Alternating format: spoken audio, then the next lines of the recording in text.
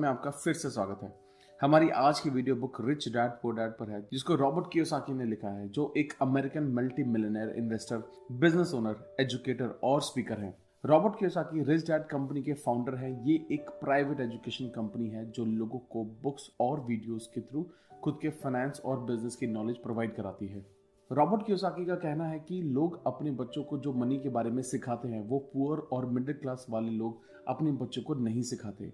Rich dad poor dad author की खुद की स्टोरी है। उनके दो फादर्स थे, पहले बायोलॉजिकल जिन्होंने उनको जन्म दिया जो गरीब थे, और दूसरे उनके चाइल्डहुड के बेस्ट फ्रेंड के फादर वो अमीर थे। दोनों ही फादर ने डिफरेंट अप्रोच के साथ ये बताया कि सक्सेस को कैसे अचीव करना है। एक अपनी फैमिली के लिए $10 मिलियन और चर्च के लिए चैरिटी छोड़कर गए थे, और दूसरे अनपेड बिल्स छोड़कर गए थे। दोस्तों, इस बुक की पूरी अंडरस्टैंडिंग के लिए ये वीडियो एंड तक देखना बहुत जरूरी है। आपने अगर इस चैनल को सब्सक्राइब नहीं किया तो प्लीज इस चैनल को सब्सक्राइब करें और हमारी इस वीडियो को लाइक और कमेंट करना ना भूलें। Let's begin. ऑथर के लिए ये इंसिडेंट एक एविडेंस बन गया था कि कौन से डैड की अप्रोच उनके लिए ज्यादा फाइनेंशियल सेंस बनती है। बुक लिखने के टाइम ऑथर दोनों डैड को कंपेयर करते हैं, जैसे कि उनके principles, ideas, financial practices, activeness की डिग्री, कैसे उनके पुअर डैड जो हाईली एजुकेटेड होने के बाद भी स्ट्रगल कर रहे थे, और उनके अपोजिट रिच डैड एक बिजनेसमैन और अपनी एसेट को बिल्ड कर रहे हैं। ऑथर अपने पुअर डैड को कंपेयर उन लोगों से करते हैं जो रैट रेस में भाग रहे हैं और ज्यादा अचीव करने की साइकिल में ही हेल्पलेस हो गए हैं, पर पैसे की कमी की वजह से अपने ड्रीम्स को वो सेटिस्फाई नहीं कर पाते। वो अपना ज्यादा टाइम स्कूल्स में वर्ल्ड के प्रॉब्लम के बारे में पढ़ाते हैं, बट पैसे के लिए कोई लेसन कभी भी स्कूल में नहीं सिखाया जाता। मनी के बारे में स्कूल में कभी पढ़ाई नहीं होती। स्कूल में सिर्फ प्रोफेशनल स्किल्स पढ़ाई जाती है, कोई फाइनेंशियल स्किल्स नहीं पढ़ाई जाती। इसी वजह से रिच और रिच बनते हैं और पुअर और भी ज्यादा पुअर होते हैं। मिडिल क्लास इसी स्ट्रगल में है कि उनको मनी से रिलेटेड घर पर पढ़ाया जाता है, ना कि स्कूल में। हम में से ज्यादातर लोग पैसे के बारे में अपने पेरेंट्स से सीखते हैं। तो आइए पुअर डैड के बारे में कुछ और जानते हैं। ऑथर अपने पुअर डैड को ऐसे हजारों लाखों फादर से कंपेयर करते हैं जो अपने बच्चों को इस बात के लिए एनकरेज करते हैं कि वो स्कूल में अच्छे से पढ़ें ताकि उनको अच्छी कंपनी में एक अच्छी सी नौकरी मिल सके। पुअर डैड ट्रेडिशनल प्रिंसिपल में बिलीव करते थे, जैसा मेहनत करना, पैसे सेव करना, मटेरियल चीजें ना खरीदना। उनका ये मानना था कि एक सॉलिड कंपनी के साथ जॉब करना एक अच्छा काम है, इसलिए वो डिसअपॉइंट भी हुए जब उनके बेटे ने बड़ी रेपुटेड कंपनी में नौकरी छोड़ दी। पुअर डैड एजुकेशन को सक्सेस के पासपोर्ट की तरह देखते हैं। उनके पास डॉक्टरेट डिग्री थी और वो बड़ी यूनिवर्सिटी भी गए, बट वो फाइनेंशियल स्ट्रगल ही कर रहे थे। वो ये बिलीव करते थे कि वो कभी भी रिच नहीं बन पाएंगे, और यही उनकी खुद की करी गई भविष्यवाणी बन गई। पुअर डैड हमेशा अच्छी एजुकेशन में इंटरेस्टेड थे और मनी से रिलेटेड सब्जेक्ट में इंटरेस्टेड नहीं थे। ऑथर ने अपने पुअर डैड के बारे में ये भी लिखा है कि वो हमेशा ऐसे बात करते थे, मैं पैसे में इंटरेस्टेड नहीं हूँ और मेरे लिए पैसा मैटर नहीं करता। ऑथर ने अपने पुअर डैड को कुछ पॉइंट्स में डिस्क्राइब किया है, जैसे वो एक लंबे टाइम तक job, security, vacation, sick leaves, company insurance, salary increment, promotion जैसी चीज पर ध्यान देते थे। ऑथर का मानना था कि उनके पुअर डैड का ध्यान सिर्फ इन्हीं सब चीजों में रहता था और खुद के काम पर कभी भी नहीं होता था। इसी वजह से ऑथर को लगता था कि वो रैट रेस में भाग रहे थे। उनके पुअर डैड बहुत ज्यादा हार्ड वर्क करते थे, बट फिर भी फाइनेंशियली आगे नहीं बढ़ पाए। मनी मैटर में पुअर डैड का ये सोचना था कि बिल्स को पे करने के लिए बहुत ज्यादा मेहनत करनी पड़ती है, और दूसरी तरफ रिच डैड खुद के लिए पैसा बनाने में बिलीव करते थे।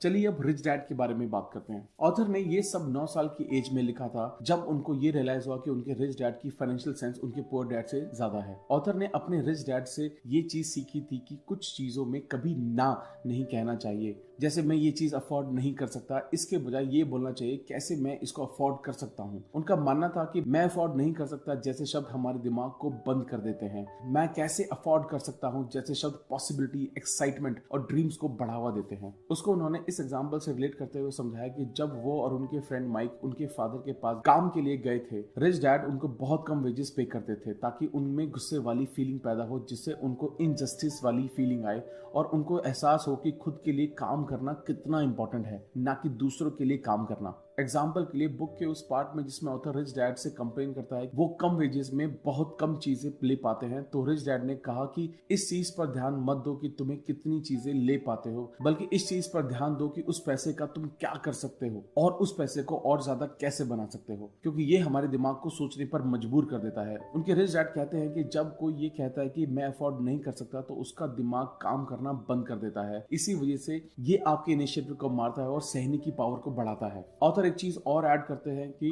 जब उनके डैड ने एजुकेशन में अपना टाइम और एफर्ट दिया तब उनको इन्वेस्टिंग की कोई नॉलेज नहीं थी। इसके अपोजिट रिच डैड इन्वेस्टिंग के गेम में बहुत माहिर थे क्योंकि उन्होंने यही किया था। मनी से रिलेटेड उनके रिच डैड का ये एटीट्यूड था और उनका कहना था कि सब बुराइयों की जड़ पैसे की कमी है, और उनके पुअर डैड का मानना था कि पैसा ही सब बुराइयों की जड़ है। उनका मानना था कि ऐसा इंसान बनना चाहिए जो रिस्क लेने से डरे नहीं बल्कि रिस्क को कैसे मैनेज करना है ये सीखे। चलिए अब द सन रॉबर्ट कियोसाकी के बारे में बात करते हैं। ऑथर ने अपनी book rich dad poor dad ये कहते हुए स्टार्ट की वो खुद बहुत लकी मानते हैं कि उनके दो फादर्स थे। वो अपने दोनों के डैड्स के पॉइंट ऑफ व्यू को कंपेयर करते थे, जैसे work hard, education, saving, investing etcetera. उन्होंने ये चीज भी देखी कि दोनों के अप्रोचेस में कितना डिफरेंस था। रिच डैड से की गई बातों की वजह से ही ऑथर खुद की फाइनेंशियल स्टेबिलिटी का क्रेडिट देते हैं। ऑथर मनी के सब्जेक्ट के लिए कॉमन अप्रोच लेते हैं और अकाउंटिंग नॉलेज पर जोर देते हैं जिससे कि पढ़ने वाले को एसेट और लायबिलिटीज क्या होता है ये अच्छे से समझ आ जाए। यहाँ पर राइटर ये समझाते हैं कि कैसे जो रिच है वो एसेट साइड बिल्ड करता है, जो पुअर है वो लायबिलिटी साइड बिल्ड करता है, जो बेसिकली सारे एक्सपेंसेस हैं। ये तो ऑब्वियस है कि ऑथर ने अकाउंटिंग नॉलेज को इंपॉर्टेंस दी है, चाहे वो कितना भी बोरिंग लगे, क्योंकि वो कहते हैं कि ये लाइफ का सबसे इंपॉर्टेंट सब्जेक्ट है। Chapter 1 rich dad poor dad. Robert Kiyosaki और माइक की स्टोरी 1956 में हवाई में स्टार्ट हुई जब वो दोनों 9 साल के थे। उनकी पहले गेट रिच स्कीम निकल बनाने वाली कंपनी थी। उनकी इस प्लान को माइक के फादर ने रिजेक्ट कर दिया था और जिन्होंने उन दोनों को समझाया कि ये काम इलीगल है। उस दिन के बाद दोनों ने अपना फ्री टाइम माइक के फादर रिच डैड से फाइनेंस और इकोनॉमिक्स को सीखा। माइक के डैड ने जो पहला लेसन सिखाया जो था रैट रेस से हिट करना। वो अपने ग्रोसरी स्टोर में एक लड़के से 3 घंटे के लिए 10 सेंट पर डे काम करवाते थे। कुछ हफ्तों में कियोसाकी इस चीज से थक गए थे और उन्होंने डिमांड की कि उनके वेजेस बढ़ाए जाएं। लेकिन इस चीज के होने के बाद माइक के डैड ने उनके वेजेस में और भी ज्यादा कमी कर दी और उनको फ्री में काम करने के लिए बोला। धीरे धीरे दोनों लड़के सिर्फ अप्रिशिएट और पे ना किए जाने के लिए परेशान होने लगे। फाइनली उन्होंने रिच डैड से इस बारे में बात की। रिच डैड के साथ मीटिंग में रिच डैड ने वेजेस के लिए उनको सॉरी बोला और उनको एक ऑफर दिया कि या तो वो उनको एक मोरल लेसन देंगे या फिर पे। पर दोनों लड़कों ने मोरल लेसन को ही चूज किया। ये लेसन रैट रेस से बाहर निकलने के लिए था। उनका कहना था कि अपनी पूरी जिंदगी या तो थोड़े पैसे के लिए काम करते रहो जिससे ज्यादा पैसे किसी और की पॉकेट में जाएंगे, या फिर लोगों से मेहनत करवाओ पैसे कमाने के लिए। लड़कों को सिखाए गए सभी लेसन में से ये सबसे इम्पोर्टेंट था। ऑथर का कहना था कि बिजनेस वो होते हैं जहां मेरी फिजिकल प्रेजेंस रिक्वायर्ड नहीं होती और उसको चलाने वाले दूसरे लोग होते हैं। अगर मुझे वहां काम करना पड़े तो वो मेरे लिए बिजनेस नहीं बल्कि जॉब है। Chapter 2 the rich don't work for money. इस चैप्टर में उन लोगों की बात की गई है जो सेफ खेलना पसंद करते हैं क्योंकि उनको कभी रिस्क लेना सिखाया ही नहीं गया। ऑथर ये आइडियाज डेवलप करते हैं कि पुअर और मिडिल क्लास लोग पैसे के डर की वजह से काम करते हैं और उनका ये लालच उनको और गरीब बनाता है। ऑथर का मानना है कि लाइफ में अपॉर्चुनिटीज आती जाती रहती हैं, लेकिन सिर्फ रिच लोग उन अपॉर्चुनिटीज को इंस्टेंटली पहचान के गोल्ड में बदल लेते हैं, लेकिन बाकी लोग इन अपॉर्चुनिटी को देख ही नहीं पाते क्योंकि पैसा और सिक्योरिटी के पीछे भागने में बिजी हैं। मनी की सबसे खास बात यह है कि ये पूरे 24 घंटे काम करती है और ये जनरेशन तक काम करती है। अगर आप पैसे के लिए काम कर रहे हो तो आप पावर अपने एम्प्लॉयर के हाथ में दे रहे हो, लेकिन अगर मनी आपके लिए काम करती है तो पावर और कंट्रोल दोनों आपके हाथ में होता है। Chapter 3 why teach financial literacy. Kiyosaki और माइक की स्टोरी 1990 तक कंटिन्यू साथ चली। इस समय तक दोनों ने ही अपनी फाइनेंशियल और सोशल इकोनॉमिक लाइफ अच्छी कर ली है। माइक अपने डैड से लेसन सीखकर अपनी लाइफ में अप्लाई करने में सक्सेसफुल रहे। उन्होंने अपने डैड के बड़े बिजनेस पर कंट्रोल कर लिया और अपने एम्पायर को बढ़ाया, और उन्होंने अपने बेटे को इतना रेस कर दिया कि जब वो रिटायर हो तब वो कंपनी को कंट्रोल कर सकता है। कियोसाकी अपनी वाइफ के साथ 47 की एज में रिटायर हो गए। एक बिजनेस मीटिंग में चिकागो बीच पर Charles Schwab, Samuel Insull, Howard Hopson, Leon Fraser, Richard Whitney, Arthur Cotton जैसे लिवमोर जैसे बड़े बड़े इन्वेस्टर मिले और बहुत सी इन्वेस्टमेंट और मनी स्कीम के बारे में डिस्कशन किया। 25 साल बाद एक रिपोर्ट में कहा गया कि चिकागो में मिले उन सभी जो बहुत रिच थे, जिनमें से कुछ जेल चले गए या फिर मर गए या गरीब रह गए। इन सभी अनफॉर्चुनेट बिजनेसमैन के रिजल्ट से ये सीख सकते हैं कि आपको सेफ रहने के लिए पैसों का होना कितना जरूरी है। ये स्पेसिफिक लेसन ये सिखाने के लिए है कि एक बार के पैसा होने के बाद वाइज होना जरूरी नहीं है, लेकिन पैसा होने से पहले स्मार्ट होना जरूरी है। बिना मजबूत नींव के आप बड़ी बिल्डिंग खड़ी करने की कोशिश मत करना। कियोसाकी कियोसाकी के अकॉर्डिंग एक रूल है और वो सिंगल रूल है जो आपको हेल्प कर सकता है, जिससे आप एक बड़ी बिल्डिंग की नींव स्ट्रॉन्ग कर सकते हैं। और वो रूल है असेट और लायबिलिटी के बीच का फर्क समझना और ये समझना कि आप सिर्फ असेट को कंट्रोल कर सकते हैं। वो कहते हैं कि इंटेलिजेंस प्रॉब्लम सॉल्व करती है और मनी भी प्रोड्यूस करती है। फाइनेंशियल इंटेलिजेंस के बिना मनी बहुत जल्दी चली जाती है। ऑथर का ये मानना है कि फाइनेंशियल चीजों की नॉलेज आपको अकाउंटिंग नॉलेज से आती है। असेट और लायबिलिटी के बीच का डिफरेंस पता होना बहुत जरूरी है। ऑथर का कहना है कि गरीब लोग गरीब ही रहते हैं क्योंकि वो इसके अपोजिट करते हैं। वो अपनी लायबिलिटीज को जोड़ते रहते हैं और एसेट उनके पास जीरो होती है, इसलिए उनके बैलेंस शीट और इनकम स्टेटमेंट सब ऊपर नीचे होती है। ऑथर के अकॉर्डिंग लोग ये नहीं समझते कि ये इंपॉर्टेंट नहीं है कि आप कितना पैसा कमाते हो, लेकिन इंपॉर्टेंट ये है कि कितना अपने पास रख पाते हो।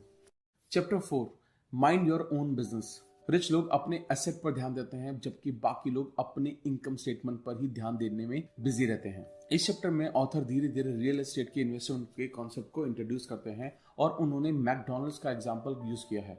ऑथर ने यह बताया कि मैकडॉनल्ड्स वर्ल्ड में सबसे अच्छे हैमबर्गर नहीं बनाता, लेकिन अमेरिका की स्ट्रीट पर सबसे ज्यादा इसी की वैल्यू है। ऑथर ने यह भी बोला कि अगर एक इंडिविजुअल को सक्सेसफुल होना है तो उसको खुद के बिजनेस पर ध्यान देना होगा।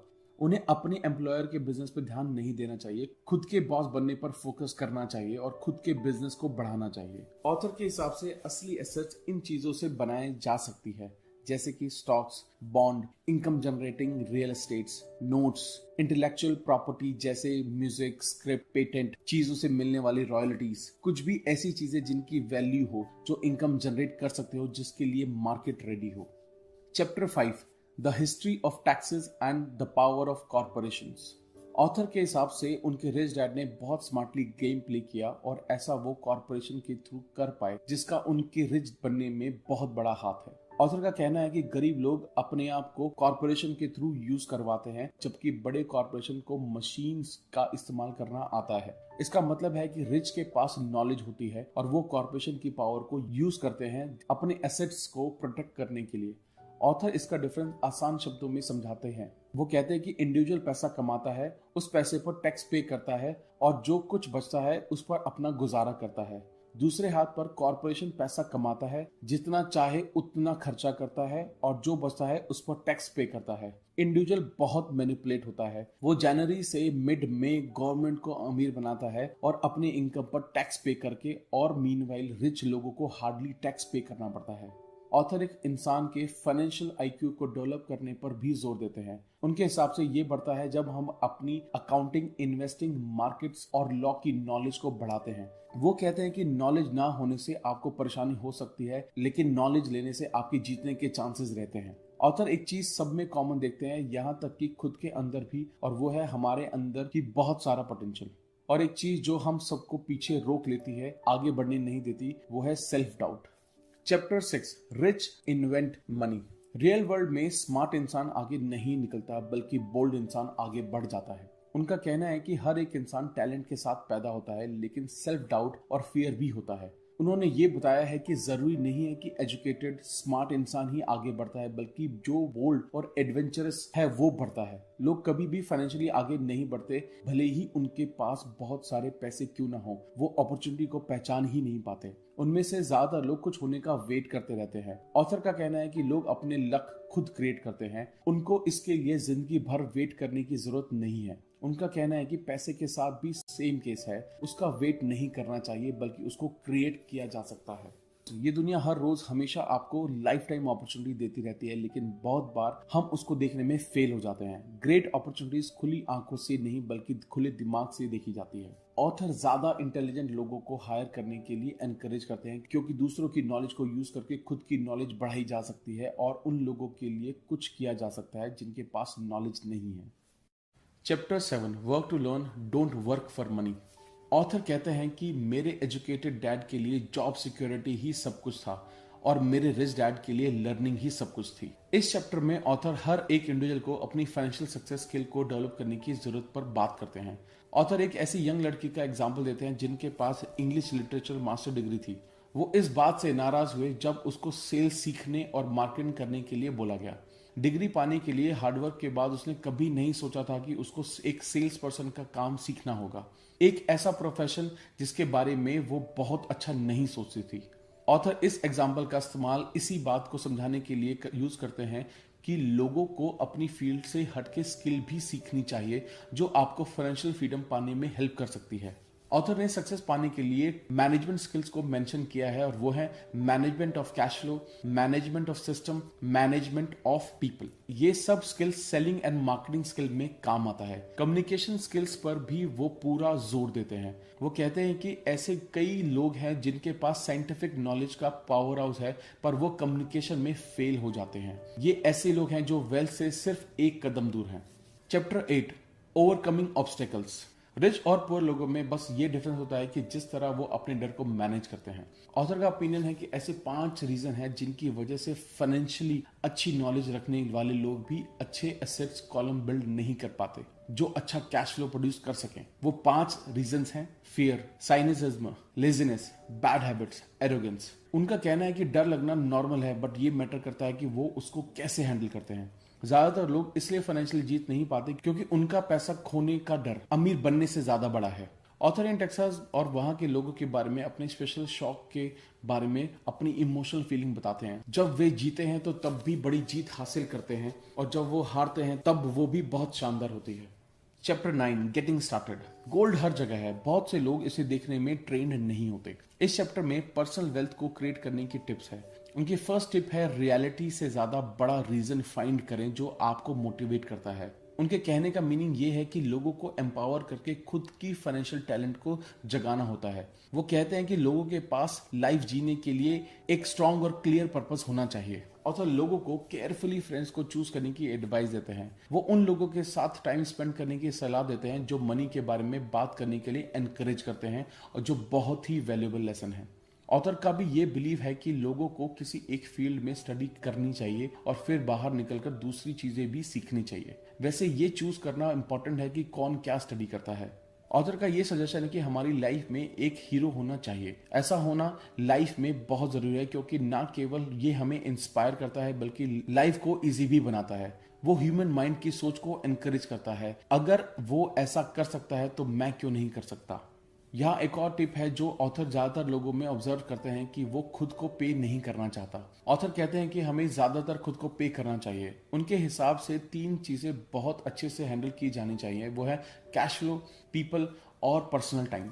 तुम सीखते हो तो तुम भी रिसीव करते हो। एक और टिप जो ऑथर देते हैं कि इस थॉट को बहुत क्लियर है कि दुनिया में ऐसी पावर है जो हमारे मुकाबले ज्यादा स्मार्ट है। आप अपने दम पर वहां पहुंच सकते हैं लेकिन कई बार दूसरे की पावर्स की हेल्प से ये करना आसान हो जाता है। जो आपके पास है उसके साथ जनरस रहो और दूसरी पावर्स आपके साथ जनरस रहेंगी। Chapter 10, still want more, here are some to dos.